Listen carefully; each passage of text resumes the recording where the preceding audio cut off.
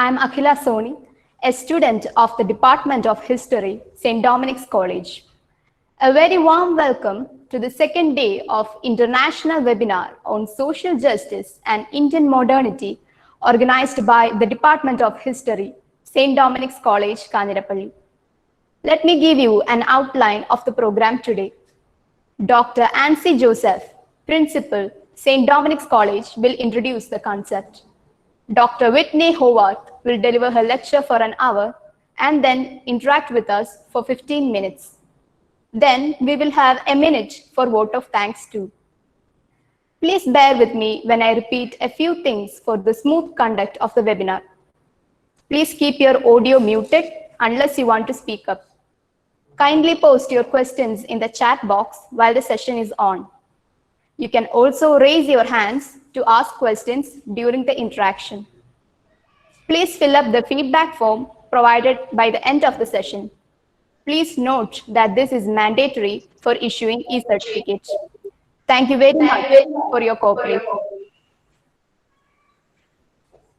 Dr. Ansi Joseph, Principal, St. Dominic's College, Kanirapalli, is a reputed social activist and has a lot of experiences in the fight for social justice. She is the right person to introduce the concept of discussion today. Dear Dr. Ansi Joseph, we are eager to listen to you.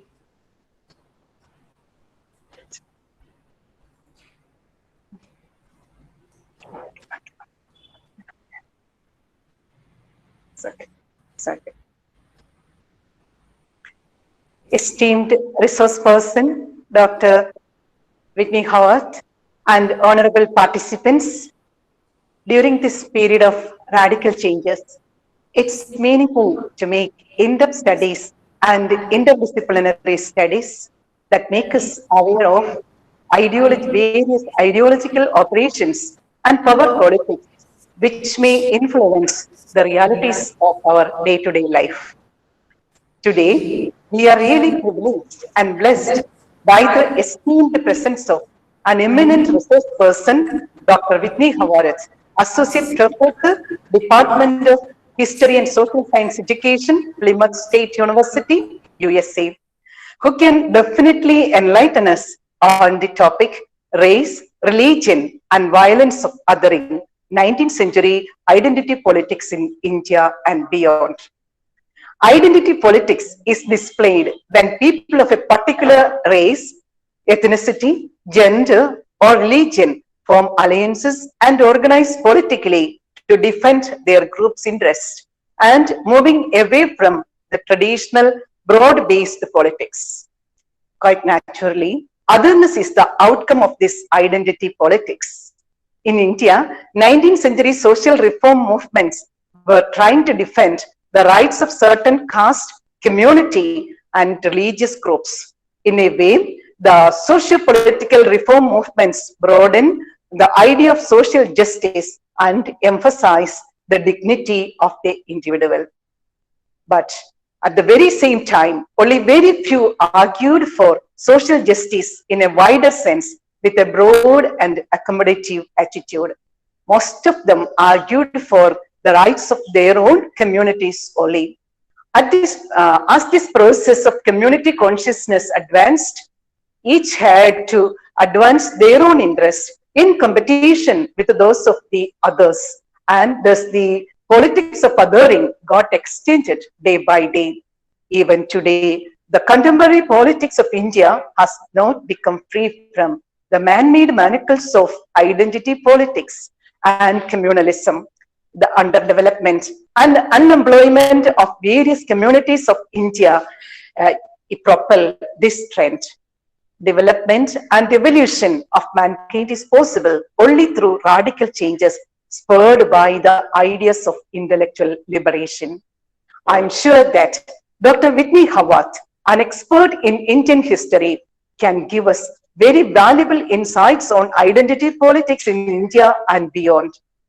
And I wish you all a very fruitful time of intellectual discourse, and with our eminent faculty, Dr. Whitney Howarth. Ma'am, once again, here I extend you a warm welcome to St. Dominic's College. Wish you all the very best. Thank you. Have a nice time, dear participants. Dr. Whitney Howarth, Associate Professor of History at Plymouth State University, USA, is an expert in the history and contemporary developments in India. Dr. Howarth's other teaching and research interests include women's studies, post-colonial literature, migrations, sustainable development, and globalization. Dr. Howarth's regional specialization is India. Her research focuses on the 19th century and examines themes such as colonization, statecraft, nationalism, and identity formation.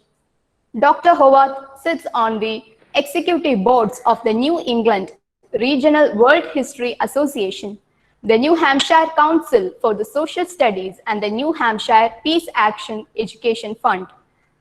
Dr. Howarth, I take the privilege to invite you to lead us to the depths of the topic, race, religion, and violence of othering, 19th century identity politics in India and beyond.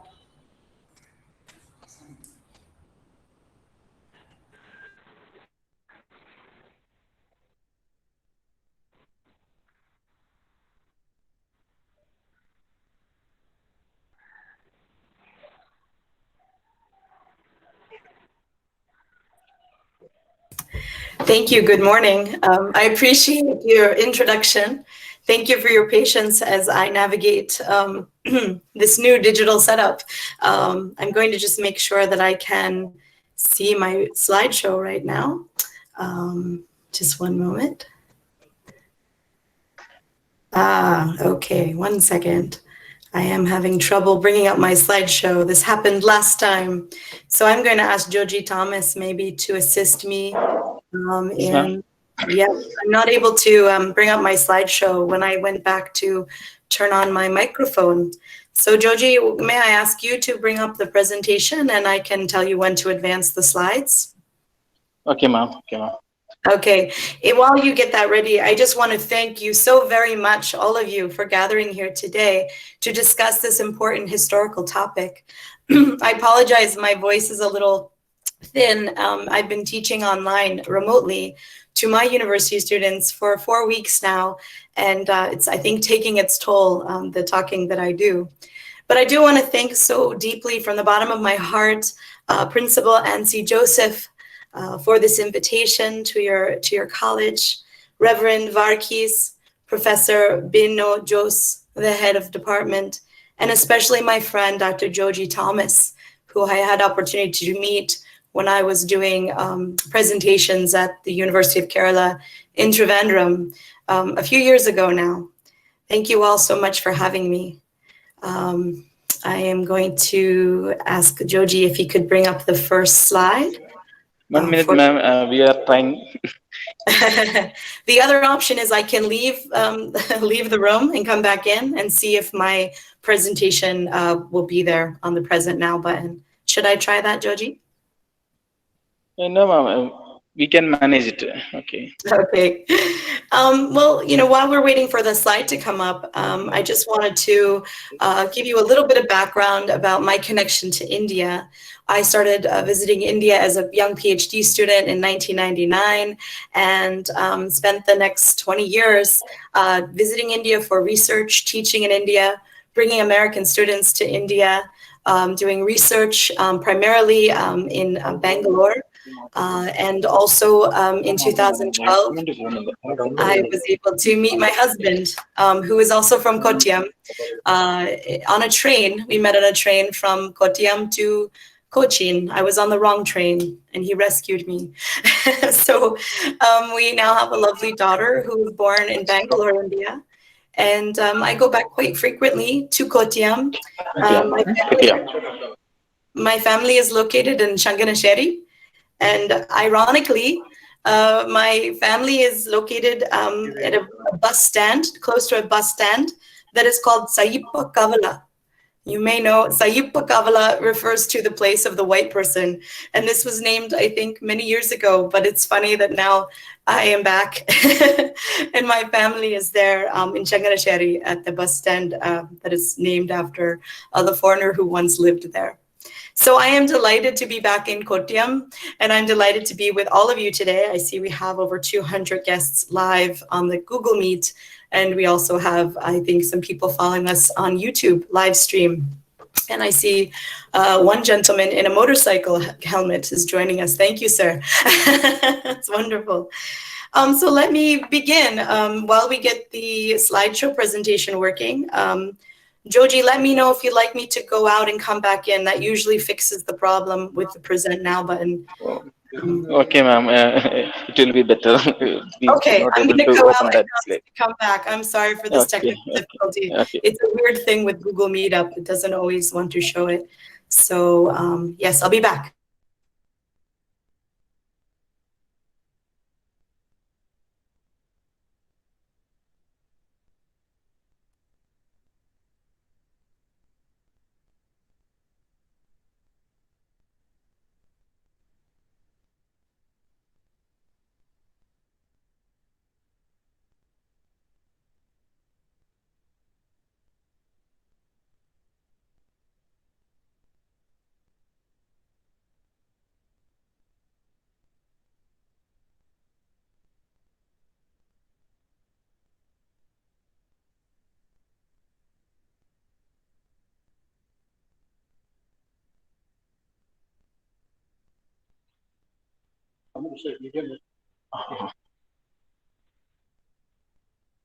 Hello.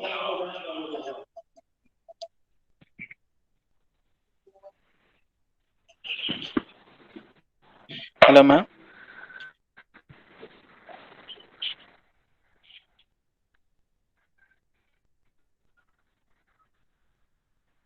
The problem. Okay, let's see now. Okay, it's working, Joji. Here we go. Ready, everyone? Okay. Now it is appearing, finally. Okay. Finally it is appearing. Thank you so much. I'm going to keep my eyes on the presentation and not look at the faces. So Joji, can you confirm you can see my opening slide? Joji? Can you see my slide? Yes, ma'am, we can. Okay, thank you very much. Okay, here we go. Let's get started. So my connection started, and I'll just ask everyone to put their mics on mute for the presentation. Thank you. So my connection started long before I met my husband in 2002, but I thought that I should share my family's photo because my connection to India is strongest in my heart. But it's also a connection of intellect and academic connection because, as I said, I started in 1999 at United Theological College in Bangalore as a PhD student who was studying primarily the connection between politics and religion, which is largely a topic I'm here to talk to you today about. And my thesis, my doctoral dissertation, which I submitted in 2004, focused on research I had done in the archives at United Theological College, missionary records, and also the government of Mysore, the Principality of Mysore records at the Vedant Saudha in Bangalore. So this was my curious question that I was really posing at the time was, can you have a modern state and a state that gives primacy or priority to a religious community? So can you have a modern Hindu political community? And I'll ask you to read my dissertation to see if I proved the answer. But I thought that it was interesting how carefully the Vodiyar family and the administration of this kingdom was able to balance representation, giving a voice and honoring the identities of Muslims, Christians, and Hindus alike, even though they identified as a Hindu state. And this question has borne in other aspects of my research, looking at tribal identities and looking at environmental issues as it relates to identity and religious identity. So that was my work in 2004. And then I've subsequently visited UTC in Bangalore to give papers and presentations on mostly on missionaries and Christian communities in the 19th century who were advocating for mediating disputes between members of the community and protecting and promoting the rights of citizenship, if you can call it that, in colonial India, the rights of civics and human rights for their communities. I taught at Scott Christian College in Nagarcoil, Kanyakumari, in the summer of 2007, which was a wonderful experience. And again, I've been doing research more recently at Mahatma Gandhi University on the question of indigenous land rights, identity, globalization, and development as it relates to the Mutan and Mannaban in the Western Ghats region. So that's my sort of connection intellectually to India. Let us begin. I recently came to learn that there is a central government office in India belonging to the executive branch dedicated to social justice. This news delighted me. This is, as you all know, the Ministry of Social Justice and Empowerment. And as you know, this is a very high-level government office at the highest level, what we would call the cabinet level. And it is responsible for the welfare, social justice, and empowerment of disadvantaged and marginalized sections of society, including scheduled castes, other backward castes, other backward classes, the disabled, the elderly, and the victims of drug abuse. And I love that phrasing, the victims of drug abuse. As an outsider and a foreigner who loves India, but someone who is always curious about how statecraft is done, how states are organized, and how they create policy, I was delighted to learn about this ministry because we don't have anything quite identical to it in the United States government. So I read up on the jurisdiction of this ministry, the sub-departments, the offices it oversees, and I was very interested to learn that this one agency brings together quite a diverse range of services, and it serves a truly diverse group of people. For instance, the ministry combines services for people with addiction and people over the age of 65. It addresses the needs of those disadvantaged by casteism and those who are physically disabled. A fascinating and rich combination of diverse needs. The ministry has also taken on everything from providing nutritious meals programs to establishing Braille libraries for the blind, and even creating partnerships with companies that manufacture artificial limbs. And it's a very ambitious ministry, to be certain. Yet in some ways, this all makes perfect sense. All these groups now and have in the past faced horrible discrimination and fierce marginalization. None of these problems are particularly modern, necessarily, but seeing them as constituencies in need of a government ministry may be quite modern.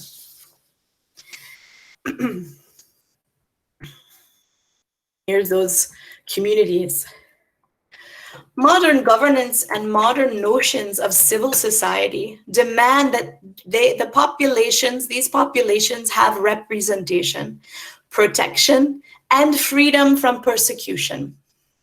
Since we know these communities have faced discrimination for many generations, we also want to mitigate, lessen the harm that has been done to them and secure a more peaceful future for them.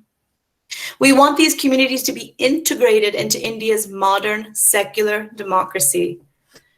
The irony, of course, is that the discrimination and harm that many people in these categories experienced in the past were the result of bad government policies, absent state regulations, deep-rooted social customs, and even previous legal traditions. India needs a ministry to protect such people today because previous power systems made such communities invisible. It wasn't until modern times, perhaps not until the 20th century, that we truly saw these collectives and categories of people as being worthy of legal protection. Only in recent times have we identified these particular hardships and have we begun to develop legal systems to mitigate, to lessen, to soften their pain and their suffering. Our modern conversations have recently centered on themes of justice and equity and inclusion. But how were those conversations shared by people participating in historical power systems that were designed to maintain inequity and injustice? I speak, of course, of empire. As a British colony for almost 200 years, India had to contend with exclusion and injustice. Indians were subject to the worst forms of racism and economic exploitation. As we know, colonialism is violence. As such, colonial rule relied upon policies of subjugation, extraction, and humiliation to maintain power. And in such an imperial system, there was little thought given to developing public policy that authentically uplifted, liberated, empowered, or brought justice to the people of India. Without true political representation, most voices were silenced in colonial India. Many people were made invisible. And the suffering of marginalized people never made an appearance in the imperial ledger books recording colonial debits and profits. So how did people on the margins find community and care and compassion? In 19th century colonial India, Christian churches, Hindu sabhas, Muslim Waqif boards, caste associations, factory labor unions, farm workers collectives, and local self-help groups filled the void that the British Empire left gaping and wide. These micro communities provided welfare and services at the local level as efficiently as possible in response to the fast-paced social changes belonging and besieging Indian communities. Let me say that sentence again. It's very important, and I'll take a sip of water. Thank you. These micro communities provided welfare and services at the local level as efficiently as possible in response to the fast-paced social changes besieging Indian society. In addition to social change, legal changes were also changing the colonial power system forced upon colonial subjects. No sooner did local communities learn to negotiate one set of norms before another set of regulations, restrictions, amendments, and legal revisions were introduced into an ever-shifting, complex landscape of bureaucracy. I want to talk about some specific laws in a moment and how they shaped Indian national consciousness and communal consciousness. But first, let me set out my main argument, and we can tear it apart later during the questions and answers. I would like to suggest here today that when colonial Indians turn to these micro communities, these sabhas, associations, self-help societies, etc., in the 19th century, for protection and for empowerment, they did so, and the unintended consequence was detrimental to the larger collective good. By choosing affiliations by caste, class, and communal character for survival in a colonial context of violence and insecurity, they were doing damage to the greater cause of ensuring broader social justice for all. Did seeking solidarity in these communities help to ensure a vision of India that was integrative and whole, or integrative and whole? Or did these groups with divergent agendas and competing resource needs create divisions in India that would later lead to bloody schisms? Could an India, torn in so many ways, but by such complex identity politics, ever find true unity? Could an India so deeply wounded by colonial divide and rule tactics ever find a path towards wholeness? Can India, steeped in this history, find wholeness today? I think so. I have a hopeful ending and conclusion, but let us go into some history. Certainly the violence of partition, 1947, was not inevitable. My students like to argue with me about this. My students in my India history course at the University of Modern India like to suggest that there's something inherent or natural or deeply complex about tribalism and competition. But I say the violence of partition was not inevitable. But perhaps the trauma and the brokenness that manifested itself in the context of violent othering, in the context of fiery identity politics, was a guarantee of bloody division of some kind. The trauma of violent othering was a guarantee of future divisions to come. None of this speaks to any primordial tribalism or ancient divisions or long-held hatreds. The trauma is modern. These injustices are less than 200 years old. Violent othering in the form of racism, communalism, and casteism was part of the disruptive colonial economic structure that exploited Indian labor, robbed India of its resources, and exported tax monies instead of reinvesting them in India, and gave a small group of Indian elites access to production and distribution systems, exclusive access. We know colonialism is violence. Colonialism is violence. And unfortunately, some of these corrupt power structures, exploitive economic systems, and divisive identity politics continued after independence. In fact, I would argue that many of these injustices and violations and trauma continue today. I'm going just to remind folks to turn off their microphones. Thank you.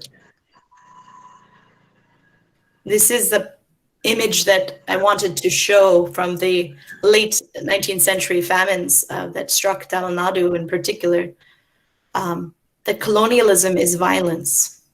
And so it sustains itself and perpetuates itself on these traumas that are reoccurring and generational. And so maybe it's difficult for us to escape those trends, those patterns, those structures, policies, and systems of violence. I want to take a minute to talk about a recent publication. If we could all mute our mics, thank you. I want to talk about a recent publication by Abhinav Chandrachud, The Rise and Fall of Colonial Secularism in India. And in this January 2020 publication, the author, who is not a historian by training, argues that India aspired to become a secular country sort of at the imposition of the colonial government. He tries to show how secularism was imposed, and in some measure, when independence came and the British left, that it was bound, the secular facade was bound to crumble. I have deep issues with this particular thesis because in my studies of communalism in the 19th century, the exact opposite is true. That communalism is born of colonial politics, of divide and rule, conquest, and was exacerbated, was made greater for the purposes of the colonial project. So I don't think secularism was imposed in any shape or form. Again, in fact, just the opposite. So let's take a look at some of the specifics. And before I do that, I know that my audience is well versed in and understands the history of communalism. But because it's an international webinar and I may have a few friends from around the world, I'll just remind people how various scholars have tried to define colonialism. When I explain it to my college students, I say, listen, it's the idea that your political identity is defined primarily by your religion. And that's a very strange idea for some of my students. But we can see, especially with this administration, a very large political impact is being made by Christians, evangelicals, people who identify their religious identity very deeply in their political identity. So Americans are aware of that group as a very outspoken minority group, but very influential. Politics which use identity for popular mobilization in order to impact electoral outcomes, that's pretty recent, that's pretty modern. Because in India, electoral politics is fairly recent, right? And so communalism itself is very intimately linked with the birth and growth of an Indian nationalism, Indian national consciousness. And we can have very interesting debates about when does Indian nationalism as a consciousness come to Indians in large collectives, not just the Indian National Congress, and one could argue they weren't nationalist at all, and not for elites who were positioning for power in the colonial structure, but true Indian national consciousness. Maybe it didn't come until after 1947.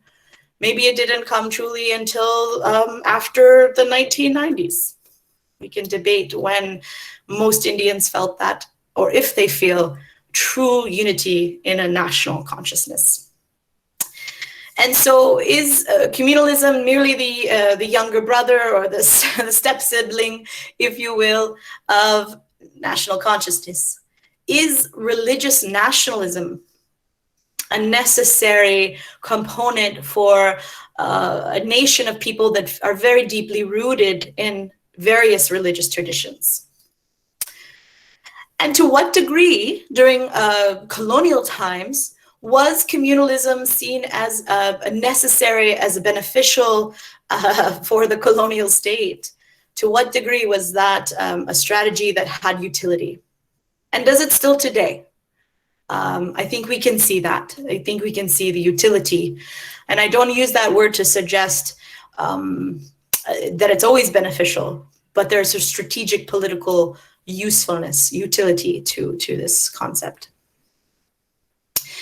Another way to look at communalism is as it was a response from communities in the 19th century, a problem-solving response to this identity crisis that was taking a great toll on many different communities because of the rapid social changes under the British.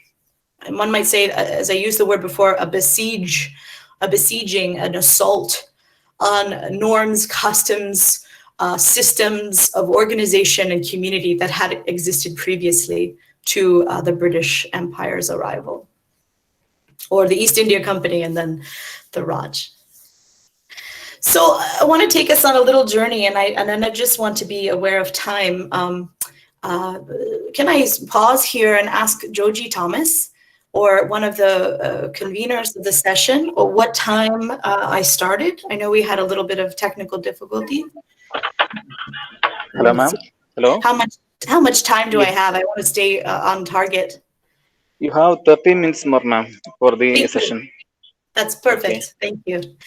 And so one of the things here that I want to suggest, of course, is that Indian consciousness, unity, nationalism started fairly early. I think sometimes we trace it back to some political beginning, 1885, Indian National Congress. I think we have to talk about consciousness as an evolving and slow and gradual process. And so I want to go back to, the East India Company. This is controversial. This is my own thesis. I'm happy to have you question it and play with it. But I want to go back to as early as the 1820s with conversations that were happening between imperialists and Christian missionaries who were coming from England and other locations, and the elites of certain parts of Hindu society. Those conversations resulted in an exchange of ideas that influenced both sides.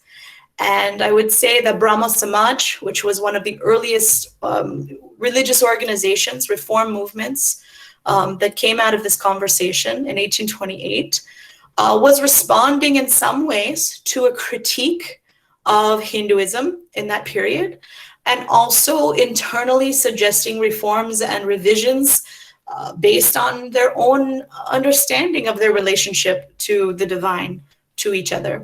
So as you know, the Brahmo Samaj were and remain today anti-caste, anti-idolatry, truly anti-bigotry of untouchability of the lower, the Dalits, and also invested to some degree in the uplift of women's education. Education becomes a central site of contest between the British and some of the elite Indians. And Macaulay's his famous declaration about creating an education system that would make Indians, British in mannerism and mind and presentation for the purposes of empire. It's very famous. This idea of creating an educational system for a wider group of elites that was in the service of empire, to create clerks for empire, really began a conversation of resistance, because many Indians were, of course, and I say Indians, but we know primarily Bengalis and, some Marathis at this time. People were taking advantage of employment and position and opportunity, but also there was a question of why would we only be clerks of a foreign empire? Why we would not be, as subjects of empire, raised to a status where we could participate in electoral processes, in governance, have representation, but also the responsibility of partaking in empire and the ruling of the colony. So the debates begin very early about who gets to take civil service exams, who gets represented, who gets opportunities for advancement. This connects with educational consciousness and reform movements of the period well into the mid and late 1800s. We're also seeing in the mid 1800s the development of infrastructure like railroads and telecommunications, telegraphs, and the vernacular press. People are printing in Bengali and Tamil and Malayalam and Hindi, etc., which is an empowering, as our friend Bernard Cohn, who wrote Imaginary Communities, suggests, the press is essential to national conscious development worldwide. Writing novels, writing newspapers, writing arguments for the community in the vernacular. The Sepoy Mutiny, or the Great Uprising, or the Independence Rebellion, whatever you want to call it, in 1857 is an interesting moment in terms of communal history, because even though many of the soldiers who rose up in Meerut and in other areas identified as Hindu, they were willing, many of them, to put a Muslim, a former Mughal emperor on the throne. They preferred Mughal rule to colonial British rule.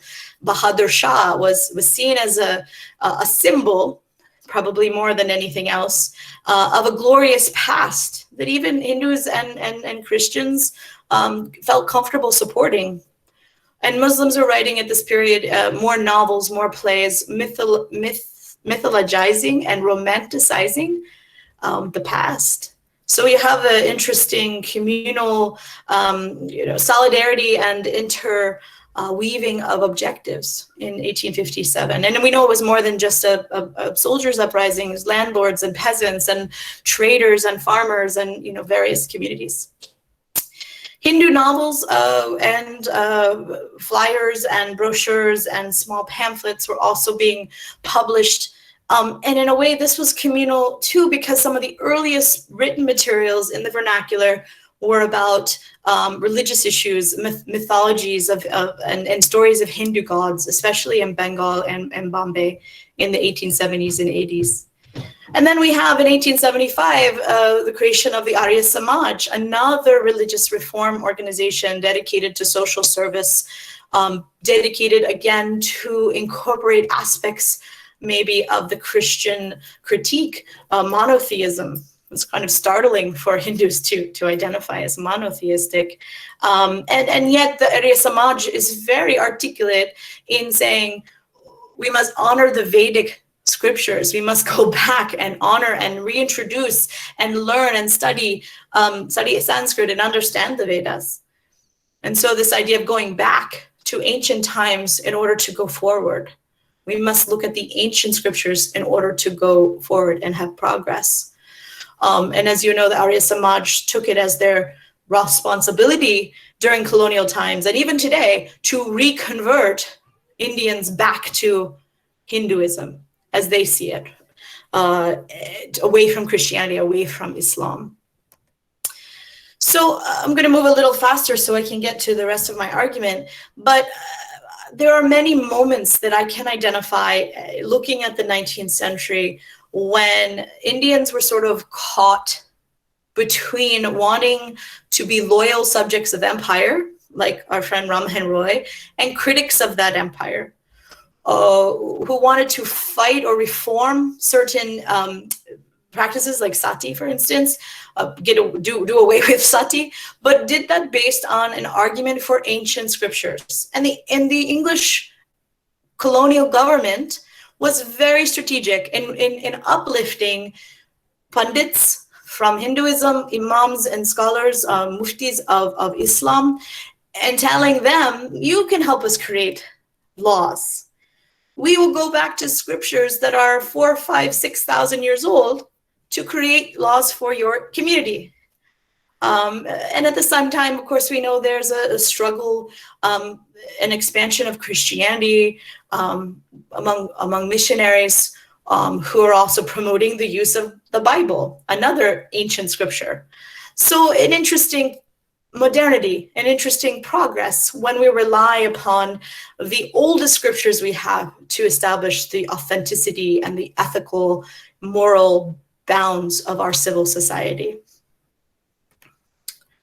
The census was another strategic and damaging tool of empire that Indians who identified prior to this moment as complicated identities, not as Hindu, check a box, Christian, check a box, Muslim, check a box, right? As the colonial government mandated them, but as complex people living with many more identities, with many more porous boundaries. So if I'm a Shaivite living in Ajmer, Rajasthan, I might go weekly to pray to the Chishti Sufi tomb. I identified as a Shaivite Hindu, but just a Shaivite. I go to the Sufi Muslim tomb, and I also enjoy going to the Christian mission for certain programs, maybe send my child there for education. It's hard to check a box when you are a person living in a multiplicity of identities, but that's what the census did. It created discrete categories, discrete entities that people had to choose to receive recognition by the government. And so this is really the beginning, I think, of community leaders understanding that by asking their constituencies to identify those identities in colonial discrete boxes that they could apply for services, that they could petition for protections and advances. And this becomes the tradition, as we know, in colonial India, is that to take advantage of the colonial system, you have to play by the game of these boxes. It's particularly important after the uprising of 1857 because I said consensus, I meant to say census. Sorry. The census is a tool of empire. It's particularly important after the uprising of 1857 because when the East India Company left and the British Crown took over, they wanted to know who is loyal, who's criminal, who is the martial tribe, right? The Sikhs, the Rajputs, who are the criminals, the ones that were less loyal, who are the troublemakers. And again, this is a division that is used to expand the colonial power structure.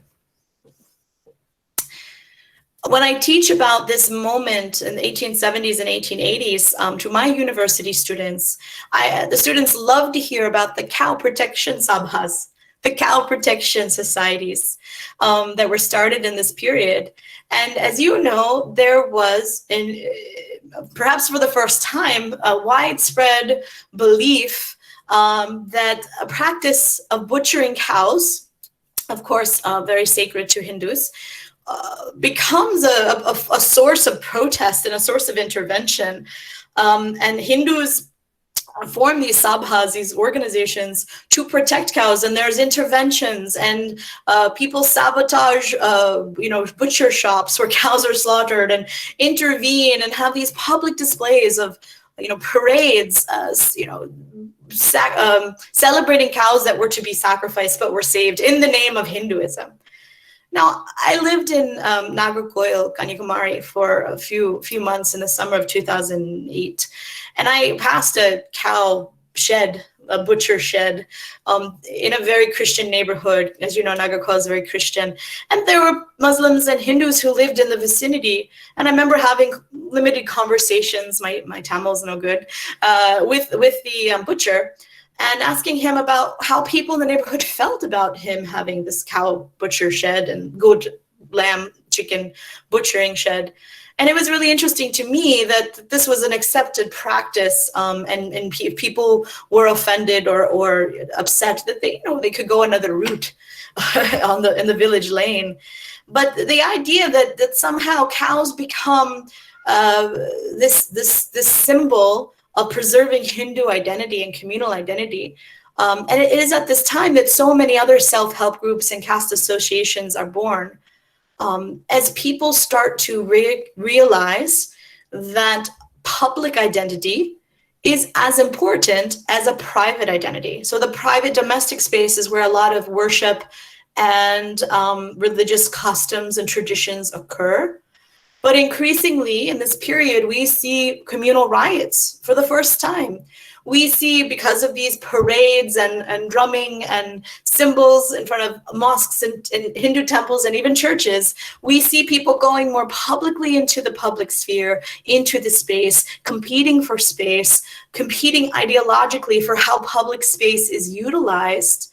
And this is problematic. It's around this time that certain leaders of certain sabhas or communal groups start publishing and speaking in defense of their own groups, but also to assault others. I won't spend much time on this section of my presentation, but I'm happy to share the presentation with anyone who would like it. I've sent it to Dr. Joji Thomas.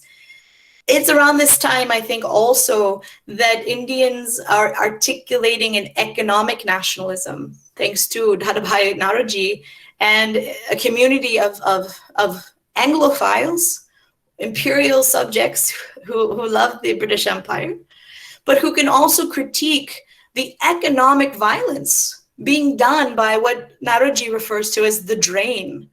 The idea that there is a deplorable abuse, a deplorable drain of economic resources that are being extracted from India, that are being taken away from India. And as he says in the third paragraph here, there's also harm being done to the young men at this time who go to university, who can go to Cambridge or Oxford or going to some of the new universities in India established by the British and others. Their harm is that they graduate with great loyalty and love of empire and they want to serve, but there's no means by which to do that. And so there's an economic frustration that gets manifest in a type of nationalism. I would argue more an opposition or a critical look at empire, not a call for independence or freedom, not yet, right? There's also in this period an understanding that the economic drain of taxes and resources and the use of Indian labor and use of Indian soldiers to expand the empire is in many ways unethical. The fact that the British Empire is going to expand into the northwest regions in Afghanistan and Pakistan and after 1885 into Africa with the use of Indian labor and funds and soldiers is becoming more and more apparent from this period into the First World War. Empire relies upon the collaboration and the subjugation and submission of the Indian people. They are the crown jewel of this British imperial diadem crown. And this is upsetting, obviously, to people who understand the economics of this situation. There's limited infrastructure being built in India right at this time, but even the railroads are primarily to take out cash crops, to take out some limited manufactured goods at this time, and to really fill the markets, to flood the markets with British manufactured goods. Again, another form of economic violence because the people have fewer options. And this is the period where scholars talk about deindustrialization and the dependency of Indians on foreign products, which is devastating to local economies. When the Indian National Congress is formed and they gather, many of you know this, but it was always surprising to my students that when I say they gathered once a year for a few days to debate and chat about these issues. And the primary issue of contention in 1885 was that, again, civil service exams were held in England, not in India. And then at some point there was a cap put upon the age limit of who could take the exams. And that made it more difficult for Indians to gather money and get to England to take the exams. So this was the primary, as you probably all know, contention. So one thing about communalism I want to bring up in the Indian National Congress is that it initially, it's got English membership, people who identify as Indian maybe, but they're white. They were born in England, and also Muslim representation, though always very small. There was always Muslims in the early meetings, and elites and traders and businessmen, and Parsis like Nauraji, and Christians, and many represented communities, not the least of which we have to mention, as you know, Ali Jinnah, the president of Pakistan. Ali Jinnah was of course early on a loyal member of the Congress. Looking at my time, zip past some of this good history. The third president of the Congress was Badruddin Tayyibi, definitely a member of the Muslim community. And so I don't think Indian national consciousness is anywhere near formed, but we have all these gradual moments, and all these moments are very filtered by communalist politics, not violent communalism in most cases, but an ever-increasing articulation of the centrality of religion and religious community in the politics of nationalism. When our friend Tilak here starts articulating a more extremist, more resistant form of politics, not a gradual, constitutional, legalistic opposition like Nauroji or Gokhale, but a real, we need to shake things up You know, we need to demand representation and power much, much more vehemently in the streets, actively, getting the masses involved. One of the strokes of genius, I think, for him was creating the first Ganapati festival in Pune and bringing again politics and religion together, and talking about the power of public mass mobilization of sentiments and petitions for celebration, but also protection of community identity. I think it's interesting, given that it's the middle of a global pandemic, just a minute to pause and recognize that Tilak, as you know, did go to prison for being involved with mostly inciting violence. The British threw him in prison because the plague that was happening in the Mumbai region, the bubonic plague, commissioner, the British guy who was supposed to stop the pandemic, was assassinated. And we know there's this long history of plagues and famine and massive mismanagement of in times of natural disaster.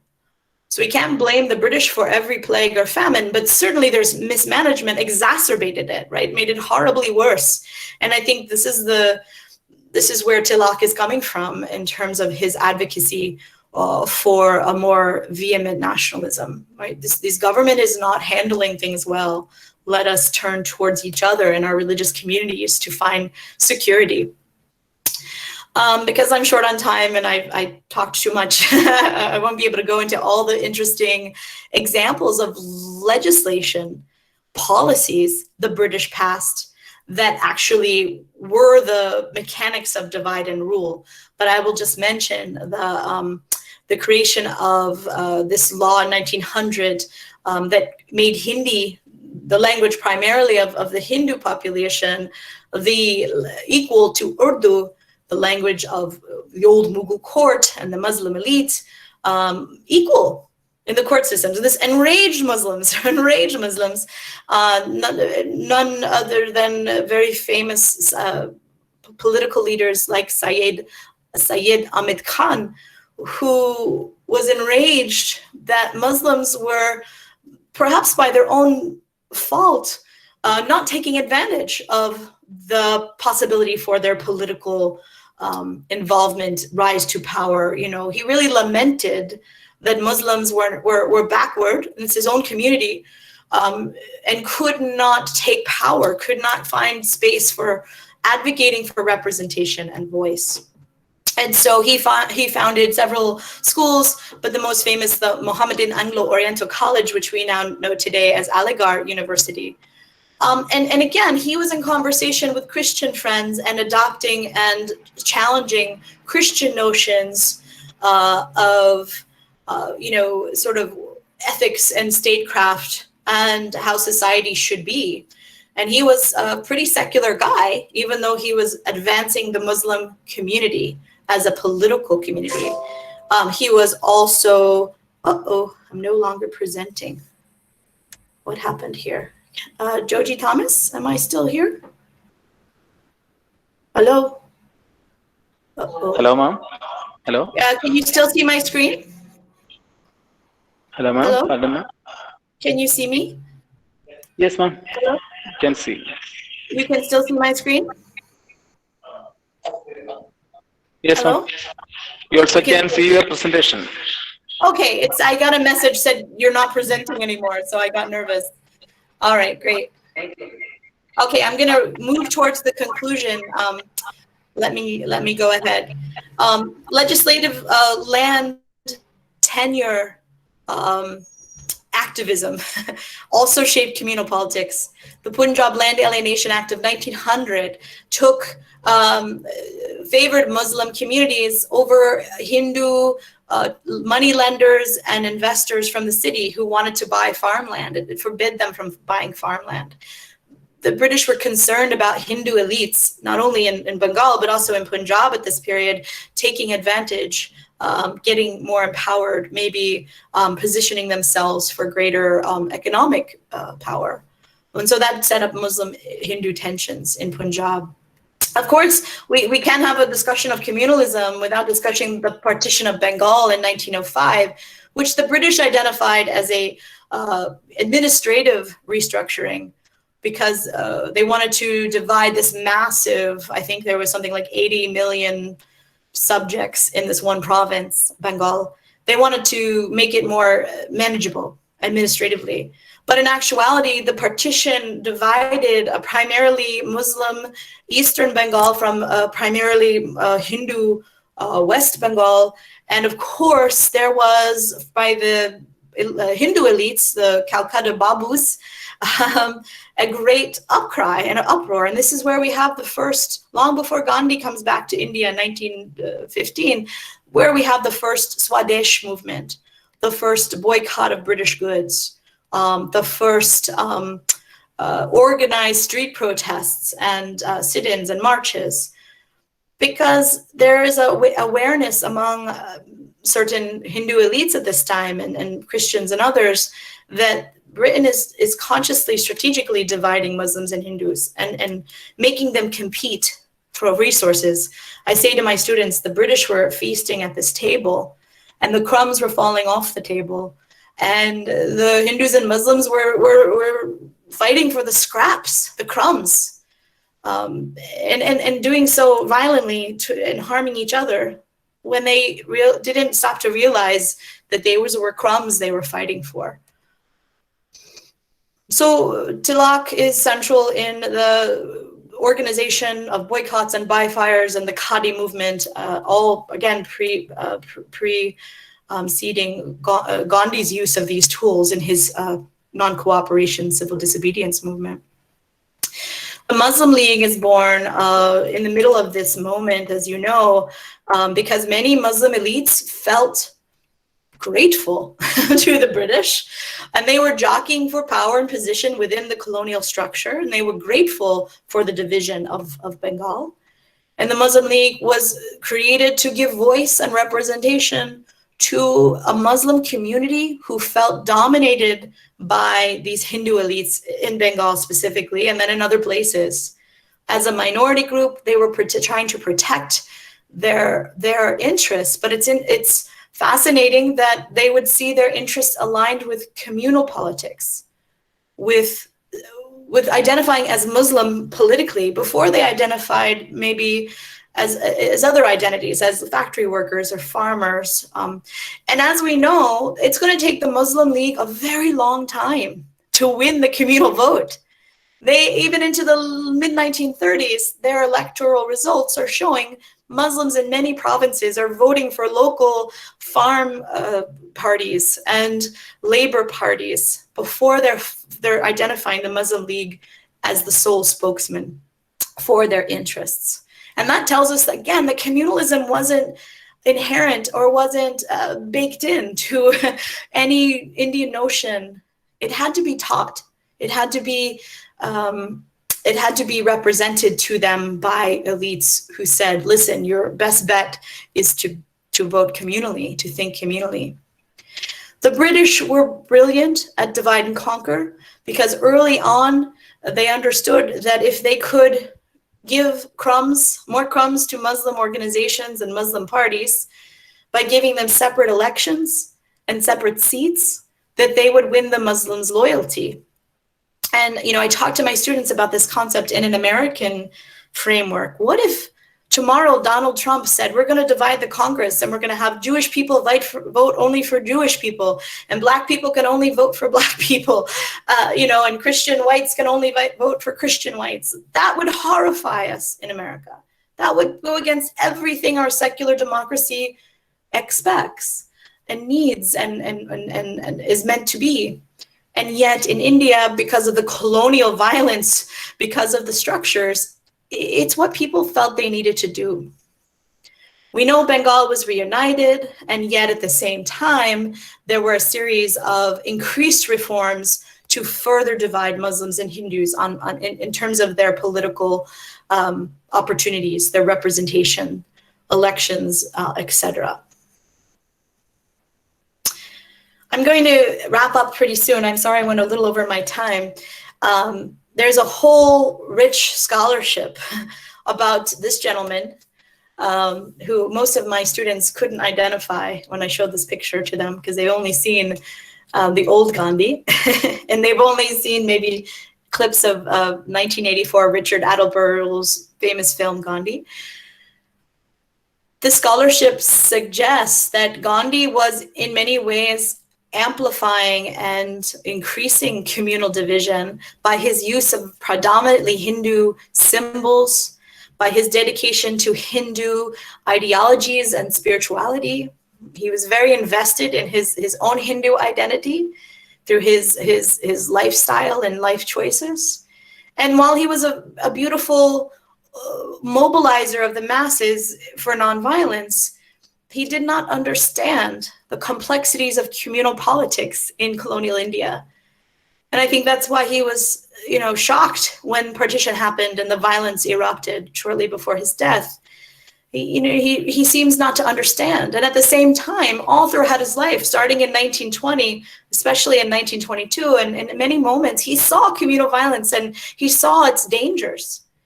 And yet he could not offer in his negotiations with Jinnah and the Muslim League any security or any sense of understanding their political fears, worries, and needs. He was not empathetic to the Muslims asking for autonomy within an Indian state, within a free India. And so, we like to blame Jinnah and vilify him and say the Muslim League was the problem. But I think when you look at the historic record, you'll see Gandhi could not conceive of an India where Muslims had some political space. Because he says, I'm dedicated to secularism. I'm dedicated to a unified India. We'll all be protected here. We're all God's children. That sounds great, but Muslims did not believe that as a minority group, they could be protected or have a voice. And those were real legitimate concerns in that colonial communal context. So we can talk more about Gandhi during questions and answers if you want. I'm going to end here, and I have just a few words to say about communalism. Today, looking at the March Delhi riots that were quite violent and communal, looking at the past few decades from looking at the particular political leaders like L.K. Advani and the Ayodhya dispute, looking at the Sangh Parivar, VHP, RSS, BJP, and not to target or blame, only Hindutva for communal politics. But we've seen examples of politicians speaking irresponsibly at best and with hate speech at worst to stir up communal tensions and identity politics. We've seen this not only in Ayodhya, but in related issues in Godhra. And more recently, we can see with the High Court and Supreme Court ruling around the Ayodhya issue. We all know that communalism is alive and well in India today. We only have to look back to Delhi riots in March to see how real communalism is. And the violence we witness now is neither inherent or natural. It is neither predestined nor inevitable. It is the result of policies and politicians. It is the result of hate speech and strategic provocation. It is today as intentional and engineered as it was a century ago. But be certain, communalism is modern. It was birthed in the 19th century, colonial India, and it is coming of age now in the politics of the post-independence, post-neoliberal 1990s India. If we don't recognize it, name it, and demand that its proponents be held accountable, we are sure to watch it live on forever, dividing and destroying all that India has worked so hard to develop, a secular, stable democracy that believes in a more just and equitable world for all. I want to just say that I speak as a foreigner about a country I love dearly, but I want to also acknowledge my own country's struggle with violence and the politics of hate, the politics of othering, especially this civil unrest and racial reckoning that we have been facing in our country, to acknowledge the culture of white supremacy we have created with our own history, to acknowledge the harm done and the continued violence that the state, the police, and other structures of power continue to perpetuate and to perpetrate. The Black Lives Matter movement in my country is part of a very long story of racial violence and injustice. And as this woman's sign says, in my country, I recognize our own struggle with racism, perhaps equal to India's struggle with communalism, in that until we address it and repair it and hold politicians and power holders accountable, nothing will change. And we have to acknowledge our own complicity in a system that is built often for us. For me as a white woman, I have privileges that I must acknowledge. And I must look at the policies and the laws and the systems that create those systems of those institutions of oppression. And without justice, there cannot be peace.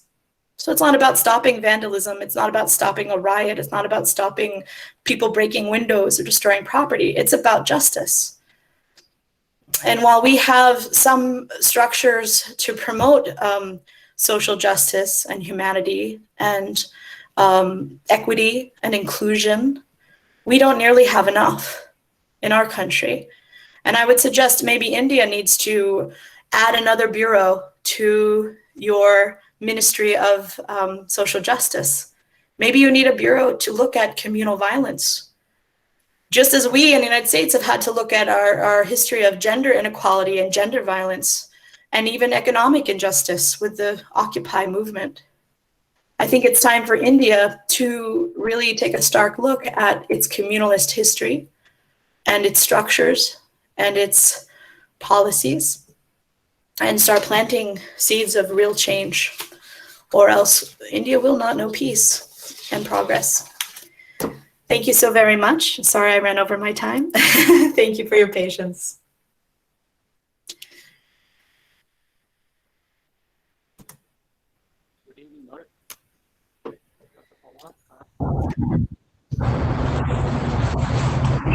Now it's time for interaction. You can either unmute your mic and video and ask the question, or you can post it in the chat box.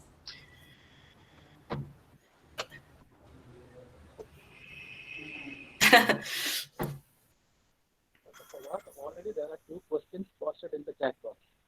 Can you see them? And I invite Joji Thomas to start us with some questions. Please. Would you like to ask a question, Joji, that I can either clarify a point or address? Madam? Yes? Madam, there are 2 questions that are already posted in the chat box. I'm having difficulty hearing you, Binojos. Can you speak louder or fix your mic? Can you hear me now? It's very quiet. Go ahead. So there are 2 questions that are already posted in the chat box. Can you see them, or shall I read it out? Please read them. I cannot see them. Please read them. Okay, ma'am. The first question is that, okay, ma'am, can we relate the genesis of Indian nationalism by invoking Hindu symbols to the creation of Hindutva ideology in India? Okay, ma'am? I'm having real difficulty hearing you. How can I see I see many thanks in the chats, but is there a place I can see those questions? I'm having trouble hearing the question. I'm sorry. Maybe can Joji Thomas read the questions? I need someone with a better mic. I'm sorry, I can barely hear that. You know this. Hello, ma'am. Hello. Yeah. Yes, I can hear you. Can you hear me? Yes. Ma'am, I'll read that question. The question is, hi, ma'am. Can we relate the genesis of Indian nationalism by invoking Hindu symbols led to the creation of Hindutva ideology in India? Hindu Can we relate symbol. Yes, yes. Yeah, I believe if we go back even to Gandhi, who was definitely not he wasn't visibly Hindutva or pro-communalism, but even in using symbolism like Rama Rajya in his language, even evoking ancient Hindu customs and practices like sitting dhanya, right, in the village when you have an grievance with a neighbor, sitting and fasting in front of his house until death. You know, these Hindu symbols and constructions were to Hindu people very vibrant and alive. There was a resonance to them. But for Muslims and maybe Christians, I don't know, you can speak to this history better than I, there was an alienation when the father of this nationalist movement was using very Hindu language and very, even as he was saying, I'm secular, we should be secular, he's talking about, you know, these very clear Hindu ideologies and frameworks. You know, and at the same time, Gandhi is not addressing Hinduism because he's not addressing caste and casteism. He's saying we should uplift the untouchables, the Dalits, right? He calls them the Harijans, but he's not condemning caste, the system. He's not looking for economic justice, right? Ambedkar has to come along and say, we need to address untouchability and economic justice. Gandhi, even though he is a lawyer who has worked to advance labor issues in Ahmedabad and other locations in Gujarat, he's not really looking at economic justice, and he's not looking at the, you know, the concerns near and dear to many of people's hearts. So Gandhi, in his symbolism, I know for sure alienated people. And I think, you know, the National Congress took lead from his leadership. You know, they continued this nonviolent mobilization of people, which was clearly effective and a brilliant political strategy, and it worked. But on one hand, Gandhi did not address the needs of religious nationalism or the fears and desires and worries about other communities. So that's the most vivid example I can give of the use of Hindu symbolism, but I welcome other people to comment on that question. Hello, ma'am. Yes. There is another question from Mr. Sandeep Senil. The question is, ma'am, I have read in Why I Am an Indian by Shashi Tharoor that the practice of protecting cows is in reality a relatively new concept, that is a Hindutva concept. He also mentions that in the ancient Vedas and Puranas, the consumption of cows is supported. Is this true, ma'am? What are your views? Very good. I'm a big fan of Shashi Tharoor. I agree with many of his works and theses. Like I said, my reading of cow protection societies very specifically came about in the 1870s and 1880s. So that, yes, absolutely, I understand that as a modern and recent phenomenon. I am not an ancient historian. You'll have to ask Ramila Tapur or someone from JNU who studies ancient Vedic history and early history. But I have also read that the consumption of beef was not uncommon among Brahmins even in Vedic times. But again, I'm a modernist, so I'll stick to the 19th century. Thank you for your question. Ma'am, another question from the same guy. Ma'am, Mahatma Gandhi fought against casteism and untouchability during his lifetime, starting right from his childhood. But he took a different stand when the British government decided to give separate electorates to depressed classes on the request of Dr. Ambedkar and others. Why did he oppose this? And he took a different stand. Can you repeat that last part about Ambedkar? Yes, ma'am. Just repeat the last part about he took a different stand. Something about Ambedkar. I missed that last sentence. He took a different stand when the British government decided to give separate electorates to depressed classes on the request of Dr. Ambedkar and others. Why did he oppose this? So I'm not a scholar of that particular agreement, and I don't know the intricacies of Ambedkar and Gandhi's political agreement or alignment in that issue.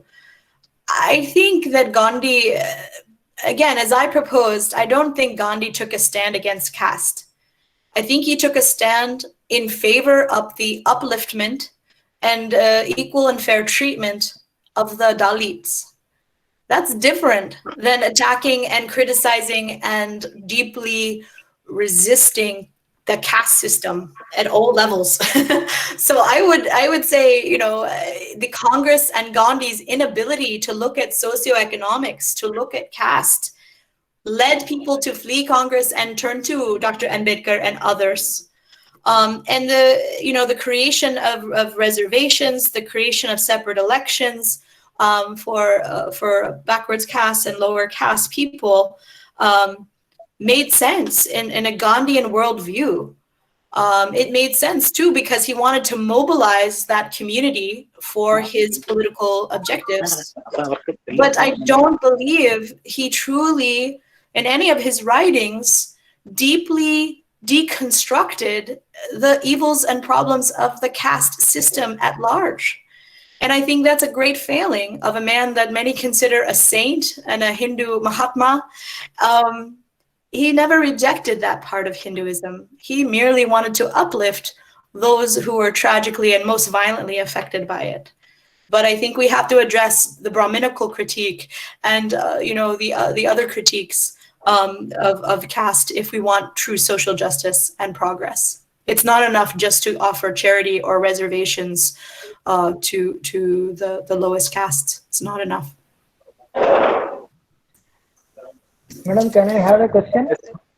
Yes. Can you hear me? Yes. Myself, my name is Ashraf.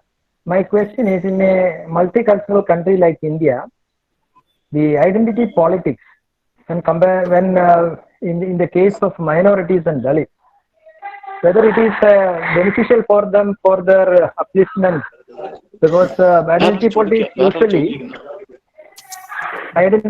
usually it is identified as a negative way, is projecting as a negative way, but in the case of Dalits or disadvantaged groups, it has helped the ethnic and aboriginal or marginalized sections to voice their aspirations and assert their unique position in the society. So, do you agree on that? Yes, very good. You, Ashraf, have put your finger on the pulse of the presentation. Thank you. Absolutely. From starting in the 19th century, those caste associations, those communal groups, those were a response to colonial violence, and they were necessary. But the unintended consequence of that fragmentation of Indian society for a good cause, for survival, for upliftment, for advancement, for protection, that unintended consequence of that is the communal tensions and casteism that we are seeing today. So absolutely, I understand and I agree with the necessity and the advantages and the benefits of these identity politics. And I cannot deny the very real benefits that have been acquired through those identity politics. At the same time, it's this double-edged sword, right? It is this collective or these micro collectives, these micro communities who are positioning for resources, for seats, for advancement that inhibit India from realizing its full unity and potential as a secular democracy. So I want to acknowledge both are true. And I don't have exact solutions, but if I look at my own country and the racism and the division of identity politics, and I support identity politics to the extent that I understand their necessity and utility. But if I look at the argument of this gentleman, Ibram Kendi, how to be an anti-racist, I would say the lesson is to attack the politics, to attack the policies that limit people's access to resources and advancement and upliftment. Don't attack the people trying to get the crumbs from the table. attack the policies that are inherently inequitable, that do not allow for inclusiveness and advancement for all equally, right? And so my message would be to be anti-communalist, right? It's not enough to be against communalism. You have to be actively anti-communalist, which means you have to change the power politics that keep people scrambling and fighting and begging and competing for resources that every Indian should have. So do you understand my argument? It's of course identity politics have been necessary before in colonial times and today. But why not create a system that really promotes a social justice economy, social justice secularism, social justice advancement for all peoples? Then you won't need these identity politics that are so disruptive and so violent and so competitive. Does that make sense? Ashraf? Okay, but reality is different. You know, in India, after independence, Dalits and minorities and all the disadvantaged groups are not represented properly. That is the reason why they, you know, they unite and they organize themselves. Yes. So that gave them certain voices in administration and then representation. Take the case of UP. You know, the caste politics is working very smoothly there, and then some of the Dalits are, you know, represented. And then in a way, it is a reality, and we should accept that. In the case of majority identity politics, there is the issues, but in the case of disadvantaged groups and then minorities, this is a way option for them. So Ambedkar said that we needed these reserved seats and these reserved elections for a decade or two. Affirmative action, when it comes to racism in America, and when it comes to caste and communal affirmative action in India, isn't the solution. It is a assistance until such time that the federal government and the state government can uplift, educate, and empower people to have more equal access to resources, to have more just systems of distribution, to have a much more inclusive playing field. I hear what you're saying, Ashraf, that it's still not a fair system. The reality is there's inequality. What I'm saying is you can invest all your time and energy and money into maintaining these divisions and these identity politics, or you can demand of your government. They legislate better policies. You can demand of your politicians that they hold people accountable when there is injustice, when there is violence, when there is communal rioting, that you demand the police don't stand by in Delhi and watch Muslim houses burn or assist rioters to kill Muslims. You have to, there's a balance. I'm not being idealistic. I understand the politics and the reality in India today and historically. But to say it's just reality, we'll never get rid of identity politics is to say we're not going to demand more of our government. We're not going to demand more of our secular democracy. We're not going to, as Ibram Kendi says, start changing the policies that make injustice the reality. We may never live in a just world where people are all equal, but we can't just say that's reality, that it's horrible, and not demand more. We are the legislatures, we are the politicians, we are the people who have to change the structures of violence and oppression. And if we don't admit our complicity, and if we don't take action and demand more accountability of our politicians, I guess we're stuck with nothing but people fighting for scraps. So I think there's hope, but I think there's a lot of work ahead of us, both in the United States and also in India. Thank you. Thank you, ma'am. Thank you. Hello, we can only allow one more question. The time is up. So please cooperate with us. Thank you.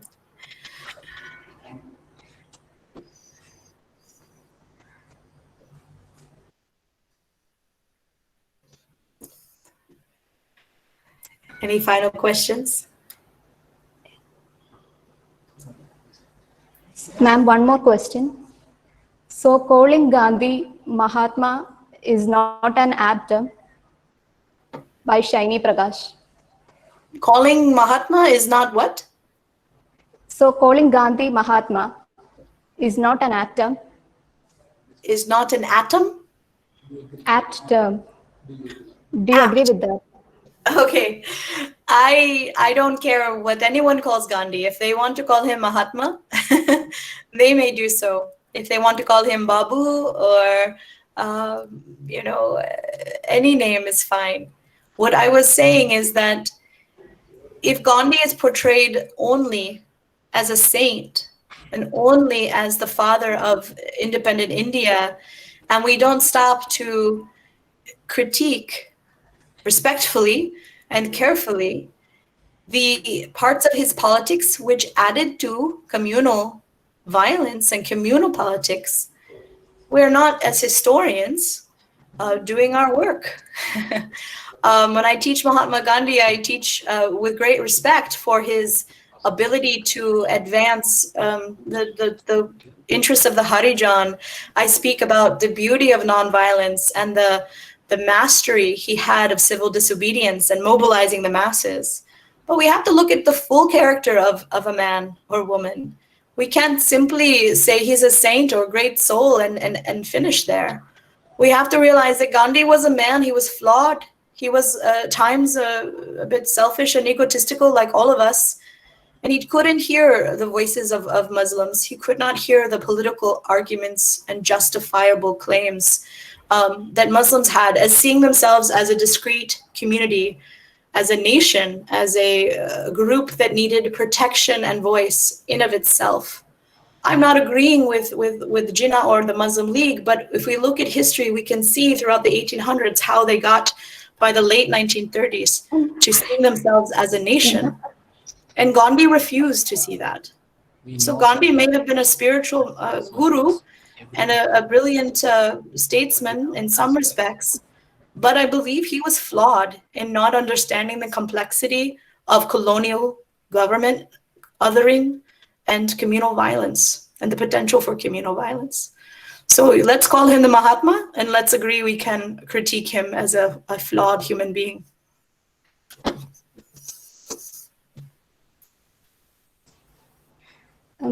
Thank you, ma'am. We know that the seminar was so interesting that there were many questions, but we cannot give time to every question. So we are completing it here. Now I request Dr. Joji Thomas, Assistant Professor, Department of History, St. Dominic's College, and coordinator of the webinar, to register vote of thanks.